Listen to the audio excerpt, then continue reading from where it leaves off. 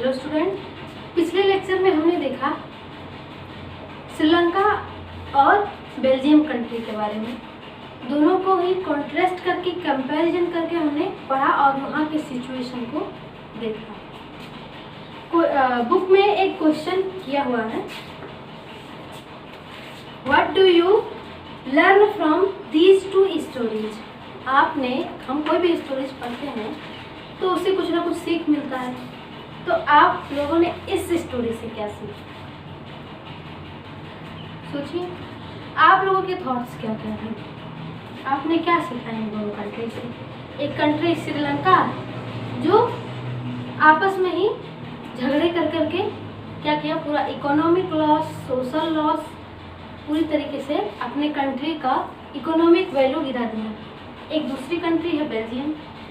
Belgium ने बड़ी ही बुद्धिमानी के साथ, समझौते के साथ क्या किया, कंट्री को आगे बढ़ाने के लिए सोचा।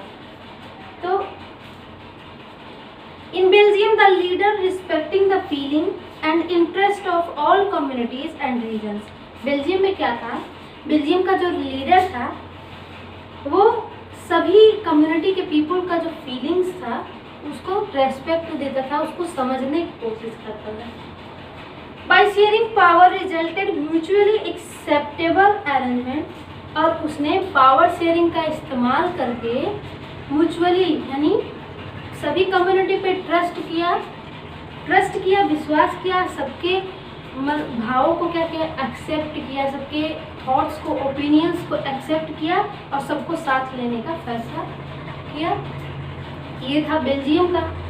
And Sri Lanka refuses to share of power. और श्रीलंका ने क्या किया, पावर शेयर को रिफ्यूज कर दिया, यानी दोनों कम्युनिटी को रेस्पेक्ट ना देके मेजर कम्युनिटी के पीपल जो थे, जो लीडर था, वो खुद को बहुत ही पावरफुल समझने लगा और दूसरे कम्युनिटी को नीचा गिराने की कोशिश की, खुद डोमिनेट करने का कोशिश किया, डोमिनेंस करना चाहा और दूसरे कम्युनिटी को पीछे करना चाहा, उन्हें कंट्री से बाहर निकालने की कोशिश की। तो इस तरीके से क्या हुआ कि इकोनॉमिक डिसबैलेंस हो गया उस कंट्री में और बहुत ज़्यादा लॉस हुआ।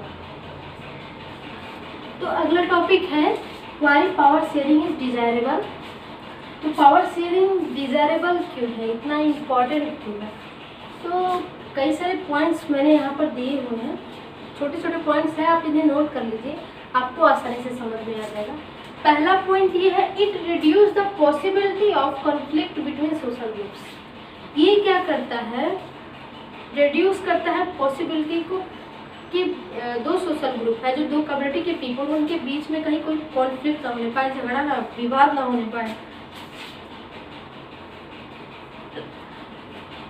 तो ये पहले पॉइंट में है, लेकिन बहुत ही ज़्यादा इम्पोर्टेंट है, जो दो कम्युनिटी, अलग अलग कम्युनिटी के लोगों को एक दूसरे में कॉन्फ्लिक्ट होने से बचाता है। दूसरा पॉइंट है, it undermine the unity of nation. Power sharing क्यों इम्पोर्टेंट है, क्योंकि ये यूनिटी बना के रखता है एक कंट्री का, सबको साथ लेकर चलता है ना, हर कम्युनिटी के पीपल को। तो इस वजह से यूनिटी बना रहता है, गवर्नमेंट का बैलेंस बना रहता है। थर्ड वन है, it insures the stability of political order. और तीसरे नंबर में है कि ये पॉलिटिकल ऑर्डर को क्या करता है, स्टेबिलिटी प्रोवाइड करता है, स्टेबिलिटी, स्थिरता देता है। कहने का मतलब ये है कि जैसे कहीं भी अगर central government, state government, local government available ना रहे, अगर इस तरीके से पावर्स को डिवाइड ना किया गया हो, जैसे कोई डिस्ट्रिक्ट है, कोई जिला हो गया, वहाँ पे कोई मैटर हो जाता है तो सबसे पहले केस किसके पास जाता है, डिस्ट्रिक्ट मजिस्ट्रेट के पास, डीएम के पास जाता है। तो ये जो पावर शेयरिंग है, ये आखिर अलग अलग एक डिस्ट्रिक्ट में एक डीएम को ही पावर दिया गया है कि वो कोई भी सिचुएशन आ गया तो वो तुरंत खुद से कोई फैसला ले सकता है। तो पावर बटा हुआ है तभी तो ऐसा हो रहा है। तो मान लीजिए किसी डिस्ट्रिक्ट में कोई झगड़ा हो गया किसी दो कम्युनिटी के पीपल में, तो वहाँ का मैटर डिस्ट्रिक्ट मजिस्ट्रेट देख लेगा, सेंट्रल गवर्नमेंट को वहाँ ध्यान देने की ज़रूरत है। अगर एक कंट्री में एक ही लीडर रहे तो हर जगह पहुंच पाना बहुत मुश्किल है, और अपने देश में यूनिटी बना के रख ले तो ऐसा तो इम्पॉसिबल है। तो इसलिए पावर शेयरिंग बहुत ज़रूरी है। जो भी कॉन्स्टिट्यूशन से नियम बने हुए हैं वो फॉलो हो रहे हैं, तो किसकी वजह से फॉलो हो रहा है? पावर शेयरिंग की वजह से। इसलिए कहा गया कि स्टेबिलिटी ऑफ पॉलिटिकल ऑर्डर, जो भी पॉलिटिकल ऑर्डर है, राजनीतिक ऑर्डर मिला हुआ है, रूल्स बना हुआ है, वो फॉलो किया जाता है और स्टेबिलिटी बनाए रखते हैं, इसलिए पावर शेयरिंग इम्पोर्टेंट है। नेक्स्ट है power sharing is spirit of democracy. Democracy की आत्मा है, सोल है क्या? Power sharing. डेमोक्रेसी क्या करता है? सभी पीपल को, कंट्री के सभी लोगों को इक्वल राइट देता है, वो किसी भी सेक्स का हो, किसी भी रेस का हो, वो इसको इक्वल अपॉर्चुनिटी देता है। हर क्षेत्र में, हर जगह कोई भी अन्याय नहीं होने देता किसी के भी साथ। तो डेमोक्रेसी में ये होता है। तो डेमोक्रेसी का आत्मा क्यों है? कौन है? Power sharing. ऐसा क्यों है? क्योंकि पावर शेयरिंग नहीं होगा तो जो डेमोक्रेटिक रूल्स हैं वो फॉलो नहीं होंगे, और वो फॉलो नहीं होंगे तो यूनिटी बना के रख पाए कोई कंट्री, तो ऐसा पॉसिबल नहीं है। तो ये स्पिरिट है क्योंकि because it provide equal rights to everyone. ये डेमोक्रेसी की स्पिरिट है क्योंकि ये सभी को बराबर का हक देती है, और बराबर के हक देने में सबसे ज़्यादा हेल्प कौन करता है? ये पावर शेयरिंग, यानी जो अलग अलग क्षेत्र में पावर बटे हुए हैं वही सबसे ज़्यादा हेल्पफुल होता है, मददगार साबित होता है। तो ये थे इम्पोर्टेंट पॉइंट्स कि पावर शेयरिंग इतना डिजायरेबल क्यों है, तो आप इसे नोट कर सकते हैं। नया टॉपिक है form of power sharing. Power is shared among various organ of government. Power sharing के बहुत सारे फॉर्म्स हैं। पहला फॉर्म्स है कि पावर को शेयर किया गया है वेरियस ऑर्गन्स में, यानी पावर जो शेयर किया गया है उसके कई अंग हैं। तो क्या क्या है हम देख लेते हैं। फर्स्ट है legislature, second executive, and third one judiciary. I hope पहले भी आप लोगों ने सुना होगा, legislature, executive and judiciary. Legislature government जो है वो क्या करता है? तो लेजिस्लेचर गवर्नमेंट में कैसे कैसे बना हुआ है? It consist of president and 2 parliament. Legislature assembly में क्या क्या है? एक पहली बात की तो प्रेसिडेंट है और उसके 2 पार्लियामेंट हैं, राज्यसभा एंड लोकसभा। तो राज्यसभा में कुल 245 सीट्स अवेलेबल होती हैं, उसमें 230 मेंबर्स लगभग होते हैं, लगभग पाए जाते हैं। वो 30 से 45 सीट्स अवेलेबल होती हैं, 250 से ज़्यादा नहीं हो सकते मेंबर। एंड 12/P लिखा है जो मैंने, P से प्रेसिडेंट है। 12 लोग यानी 12 जन, ये 245 सीट्स वहाँ अवेलेबल होता है, और ये 12 लोग अलग से हैं, ठीक। तो ये 12 लोग किसके द्वारा नॉमिनेटेड होते हैं? By the president. तो राज्यसभा का ये है। एंड लोकसभा में 530 सीट्स होते हैं, ठीक। एंड 13 यूनियन टेरिटरीज के, तो 13 लोग लगभग स्टेट के मिनिस्टर्स लोग होते हैं। एंड 2/P लिखा है जो 2 प्रेसिडेंट, यानी 2 लोग नॉमिनेटेड किए गए होते हैं, किसके द्वारा? प्रेसिडेंट के थ्रू। तो ये राज्यसभा और लोकसभा के मेंबर हैं, ठीक। तो ये बना हुआ है प्रेसिडेंट एंड राज्यसभा लोकसभा के मेंबर से। यहाँ होता क्या है? यहाँ राज्यसभा और लोकसभा के जो भी मेंबर्स हैं वो आपस में बैठक करते हैं, असेंबली में बातचीत करते हैं। जैसे कोई भी टॉपिक हुआ, कोई भी विवाद हो गया कोई भी कंट्री में, तो उसके लेकर के टॉपिक पर डिस्कस करते हैं, और क्या मतलब अगला कदम लेना चाहिए, क्या रूल्स बनाने होंगे उस पर डिस्कस करते हैं। ये लोग रूल्स बना सकते हैं बट उसे लागू नहीं कर सकते, समझ में आया? ये जो 3 ऑर्गन्स बना हुआ है, ये तीनों एक दूसरे को चेक करते हैं, ठीक। कोई भी इंडिपेंडेंट नहीं है, कोई एक फैसला नहीं ले सकता है, ये तीनों एक दूसरे पर डिपेंडेंट है, ये तीनों ऑर्गन। तो लेजिस्लेचर नियम बना सकता है, असेंबली में राज्यसभा के मेंबर, लोकसभा के मेंबर डिस्कस करके कि क्या करना चाहिए, क्या नियम होना चाहिए, कैसे क्या होगा, वो डिस्कस करके मतलब नियम बना सकते हैं, रूल्स बना सकते हैं बट वो लागू कहाँ होगा, उसका फैसला पूरी तरीके से वो रूल सही है या गलत है, लागू होना चाहिए या नहीं, इसका फैसला कौन लेता है, ये आता है एग्जीक्यूटिव के पास, ये एग्जीक्यूटिव ऑर्गन के पास आता है। तो एग्जीक्यूटिव में कौन कौन है, प्रेसिडेंट है, वाइस प्रेसिडेंट है, देन काउंसिल्स ऑफ मिनिस्टर्स है, कि काउंसिल्स ऑफ मिनिस्टर मीन्स ये वही लोग हैं जो प्रेसिडेंट के द्वारा नॉमिनेट किए गए,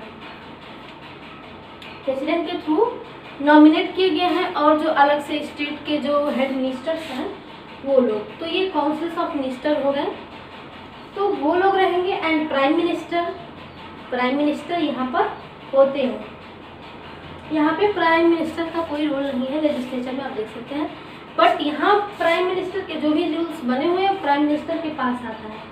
काउंसिल्स ऑफ मिनिस्टर्स उसे देखते हैं, वाइस प्रेसिडेंट भी उसको चेक करता है, then vice president, council of minister and prime minister मिल करके प्रेसिडेंट को एडवाइस देते हैं, प्रेसिडेंट को बताते हैं कि हाँ ये रूल सही है और इस पर इसको हमें लागू करना चाहिए, ये रूल सही रहेगा तभी हमारी कंट्री का जो भी प्रॉब्लम है वो सही हो जाएगा।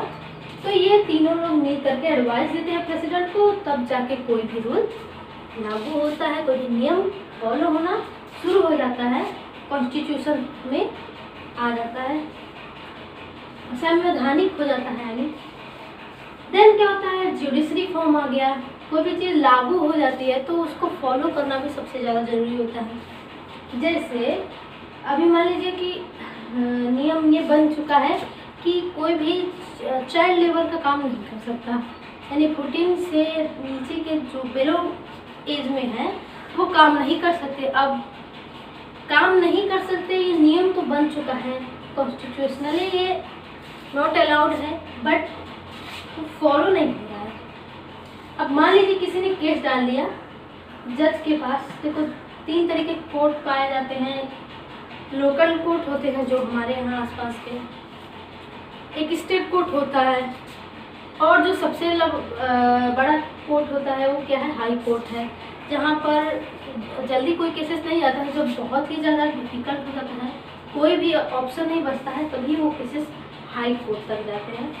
तो ये कोई भी मान लीजिए कि चाइल्ड लेबर कोई मिला और उन्होंने क्या किया, कोर्ट में अपील कर दिया कि ये चाइल्ड लेबर, ये पर्सन जो है काम करवाता है, छोटे छोटे बच्चों से काम करवाता है, ऐसा लीगल नहीं है, तो क्या होगा, ये जो जुडिशरी के जो कोर्ट में जाएगा केस, वो जो वहाँ के जज हैं वो उस पर फैसला सुनाएंगे कि ऐसा नहीं होना चाहिए, अगर चाइल्ड लेबर को काम कराया गया तो उन्हें इतनी साल की सज़ा होगी, 8 साल 10 साल जो भी सज़ा हो, सज़ा सुनाया जाएगा। मीन्स एक्शन यहाँ पर लिया जाता है। कोई भी नियम बन गया, नियम बनने से नहीं होता है, उसको फॉलो भी करना पड़ता है, और जो लोग उसको फॉलो नहीं करेंगे वो कहाँ जाएंगे, जेल के अंदर, सलाखों के पीछे, यानी उन्हें सज़ा सुनाई जाएगी। अलग अलग एक्ट है, आर्टिकल लिखे गए हैं कि कौन से गुनाह करने पे कौन सी सज़ा दी जाएगी, तो बहुत सारे आर्टिकल्स हैं, तो ये वहाँ से फॉलो होती है। तो तीनों ऑर्गन क्या है, एक दूसरे पर डिपेंडेंट है। लेजिस्लेचर में ये तो नियम बनाने का काम कि किस तरीके का नियम बनना चाहिए, यहाँ से तो ये रूल्स निकलता है, यहाँ पे लागू होता है और यहाँ पे फॉलो किया जाता है। तो आई होप समझ में आ गया होगा कि ये पावर किस तरीके से ऑर्गन्स में शेयर हुए हैं। इन पॉइंट है, power can be shared among government different levels. Power का शेयर कहाँ कहाँ हुआ है, डिफरेंट लेवल पे हुआ है, ठीक। तो वो लेवल क्या क्या है, तो इंडिया में देख लेते हैं, in Indian government divided at different level. India में बहुत सारे लेवल में क्या हुआ है, गवर्नमेंट बटी हुई है, सरकारें बटी हुई है। तो पहला है सेंट्रल गवर्नमेंट, दूसरा state government. State government divide हुआ है म्यूनिसिपैलिटी में, देन पंचायत में, यानी स्टेट गवर्नमेंट डिस्ट्रिक्ट में आया है, फिर डिस्ट्रिक्ट से लोकल गवर्नमेंट में गया है, जहाँ पे पंचायत प्रधान बनते हैं। तो इस तरीके से क्या हुआ है, गवर्नमेंट डिफरेंट लेवल पर बटी हुई है। ये second form of power sharing है।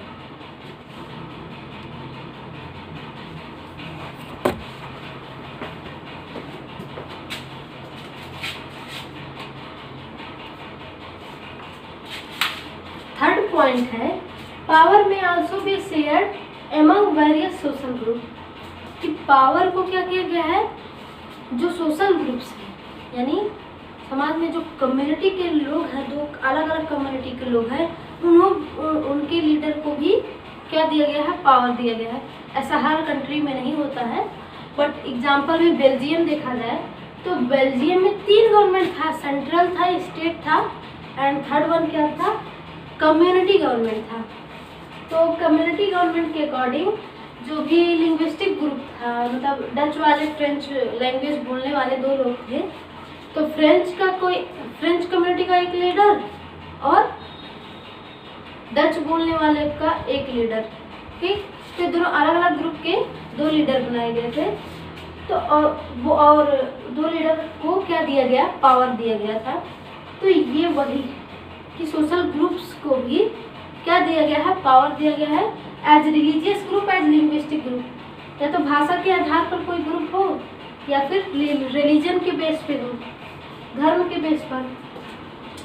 अब कुछ कंट्री में क्या हुआ है कि इन सबको देखते हुए, यानी मेजॉरिटी को देखते हुए, माइनॉरिटी को देखते हुए क्या दिया गया है, रिजर्व्ड कॉन्स्टिट्यूएंसी, यानी रिजर्वेशन का सिस्टम रखा गया। जैसे हमारे इंडिया में भी है कि जो छोटे कास्ट के लोग हैं, जो पहले से बहुत ज़्यादा प्रताड़ित करते हुए आ रहे बड़े जाति वाले, ऐसा पहले होता था, अब तो नहीं है।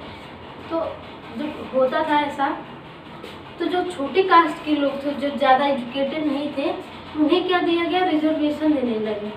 मतलब कम नंबर पे अभी भी होता है कि कम नंबर होता है, जो जनरल वाले होते हैं उनका ज़्यादा नंबर पे भी ज्वाइनिंग नहीं हो पाता है, बट जो कास्ट के कम नंबर के होते हैं उनकी ज्वाइनिंग हो जाती है। तो ये रिजर्वेशन चल रहा है। और महिलाओं के लिए भी होता है रिजर्वेशन, और मेल्स के लिए क्या बोलते हैं, फीमेल के लिए रिजर्वेशन होता है। मेल्स के पेयरिंग मतलब कंपैरिजन में फीमेल लोगों को कम ही थोड़ा सा छूट दिया जाता है, फीमेल्स को छूट दिया जाता है।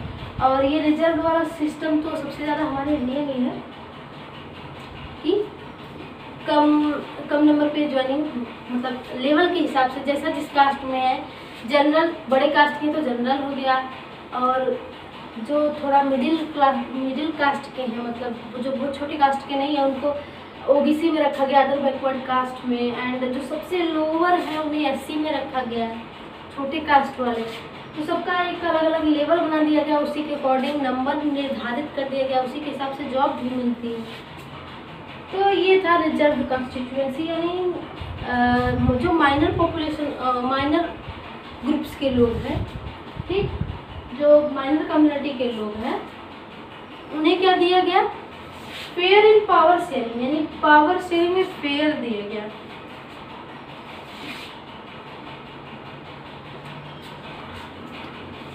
फोर्थ पॉइंट में है, power sharing arrangement also be seen in the way political parties, pressure groups and movements. तो पावर शेयरिंग का अरेंजमेंट देखा गया है किसमें, पॉलिटिकल पार्टीज में, यानी जो बहुत सारी पॉलिटिकल अलग अलग पार्टी बनाई जाती है, क्या करने के लिए, गवर्नमेंट बनने के लिए, यानी गवर्नमेंट का फॉर्मेशन होने के लिए लोग अलग अलग पार्टी बनाते हैं और उसी हिसाब से अपना प्रचार प्रसार करवाते हैं, ताकि उन्हें वोट मिले और वो गवर्नमेंट बन सके, सत्ता उनके हाथ में लग सके।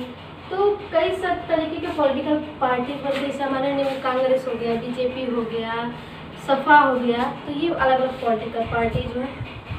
तो कुछ पावर शेयरिंग, यानी कि कुछ पावर्स किसको दिए गए हैं, पॉलिटिकल पार्टीज को, जो भी पार्टी बनाते हैं उनको, प्रेशर ग्रुप्स को, प्रेशर ग्रुप में दबाव गुट कहा जाता है।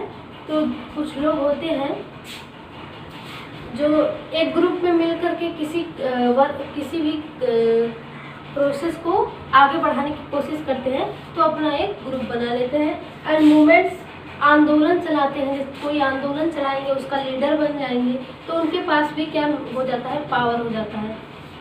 तो ये वही है। तो पावर शेयरिंग पॉलिटिकल पार्टीज के पास भी है।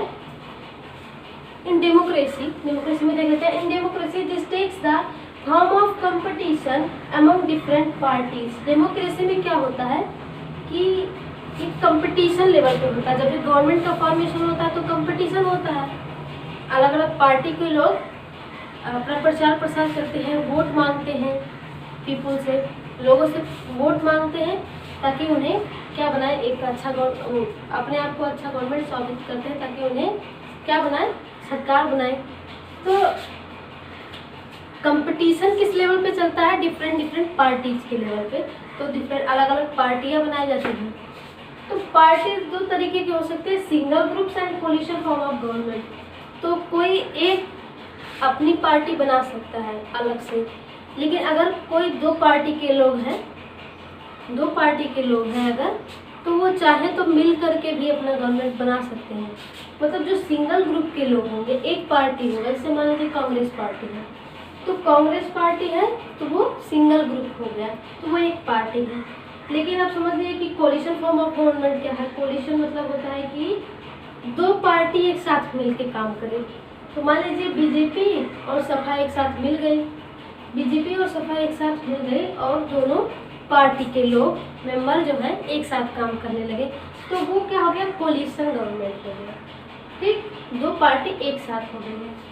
तो इस तरीके से अलग अलग ग्रुप बना करके पॉलिटिकल पार्टीज बनता है। पार्टीज में कंपटीशन होता है, तो उस कंपटीशन में जो भी जीत जाता है, विनर हो जाता है, वही क्या करता है, सत्ता उसके हाथ में जाती है, गवर्नमेंट सब सरकार वही बनता है, गवर्नमेंट वही बनता है, और देश भी वही चलाता है। तो कुछ पावर शेयरिंग यानी कुछ पावर किसको दिया गया है, पॉलिटिकल पार्टीज को। तो ये 4th पॉइंट था फॉर्म ऑफ पावर शेयरिंग का। तो इस ये लास्ट लेक्चर है, ये मेरा दूसरा लेक्चर है। तो ये लास्ट लेक्चर है। इस लेक्चर में हमने पहले चैप्टर का पावर शेयरिंग का हर एक पॉइंट कवर कर लिया है। सारे पॉइंट्स बहुत ही शॉर्टकट में मैंने दिए हैं, आप इसे भी लिख सकते हैं और लिख करके नोट्स बना सकते हैं। कभी भी एग्ज़ाम टाइम पे या क्लास में पढ़ाया गया तो, या खुद रिवीजन करना हुआ तो उसे एक बार आप देखेंगे तो जल्दी से आपका रिवीजन हो जाएगा। सारे पॉइंट्स आप नोट कर लीजिए, सभी इम्पोर्टेंट है। किसी चीज़ को हम, किसी भी टॉपिक को हम छोड़ नहीं सकते हैं, सभी इम्पोर्टेंट है, सभी पढ़ना चाहिए, सब शॉर्टकट में है। तो आज के लिए बस इतना ही, ये चैप्टर ख़त्म हो गया। नेक्स्ट चैप्टर हम स्टार्ट करने वाले हैं जल्द ही। तो thank you so much for watching my video. और अगर आपको ये वीडियो अच्छा लगा, मेरा चैप्टर समझ में आया, मेरा पढ़ाया हुआ सब कुछ आपको, तो प्लीज़ लाइक एंड सब्सक्राइब करें, and please share my video. Thank you so much.